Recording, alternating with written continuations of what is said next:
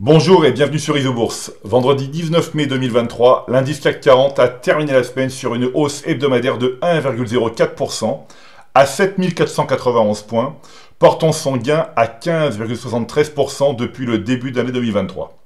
Alors à l'exception de l'indice belge qui s'est légèrement replié, les principales bourses de la zone euro ont terminé la semaine dans le vert, la plus forte hausse hebdomadaire revenant à l'indice allemand, le DAX, avec un gain de 2,27%.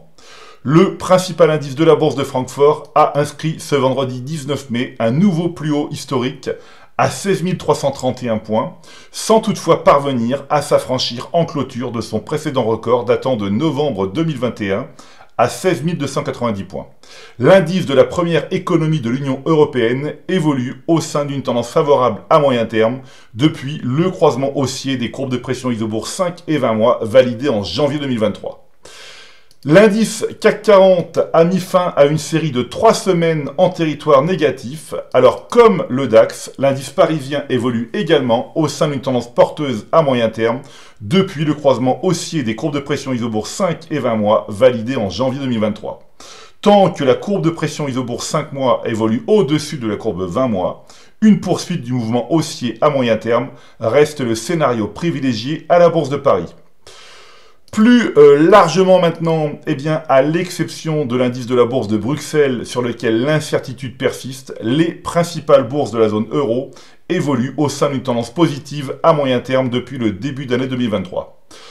En hebdomadaire maintenant, à l'exception de l'indice belge, les principales bourses de la zone euro, Francfort, Paris, Milan, Madrid et Amsterdam, restent soutenues à court terme.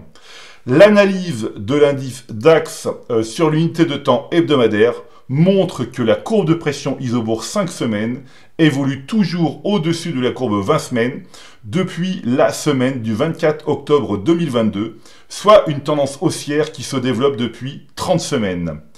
Sur le plan des valeurs, l'analyse des 200 actions les plus échangées en zone euro montre que le nombre de titres en tendance haussière à moyen terme évolue au-dessus de 60%. Sur maintenant l'unité de temps quotidienne, pour la première fois depuis près d'un mois, plus de 50% des 200 plus grandes actions de la zone euro tentent une sortie de consolidation. En effet, le graphique en bas à droite montre que le nombre de valeurs haussières à très court terme est tout juste en train de dépasser le nombre de valeurs baissières.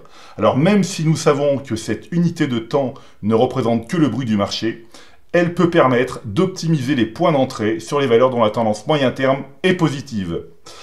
Analysons maintenant les plus fortes hausses hebdomadaires de l'Eurostoxx 50, donc l'indice boursier de référence de la zone euro. Alors, avec un gain hebdomadaire proche de 8%, l'action ASML a terminé en tête des plus fortes hausses de l'Eurostoxx 50 cette semaine. Le modèle Isobourse est repassé positif à moyen terme en février 2023 sur le titre du fabricant néerlandais d'équipements pour semi-conducteurs. En deuxième position des plus fortes hausses hebdomadaires, Infineon a gagné plus de 6% cette semaine. Le modèle Isobourse est repassé positif à moyen terme en janvier 2023 sur le titre du fabricant allemand de semi-conducteurs. On continue ici avec Siemens qui a progressé de plus de 6% cette semaine. Le modèle Isobourse est repassé positif à moyen terme en janvier 2023 sur le titre du groupe industriel et technologique allemand. Voilà, écoutez, c'est maintenant à vous de faire le point de vos valeurs en portefeuille avec Isobourse. Je vous donne rendez-vous pour ma prochaine chronique et d'ici là, restez avec nous sur Isobourse.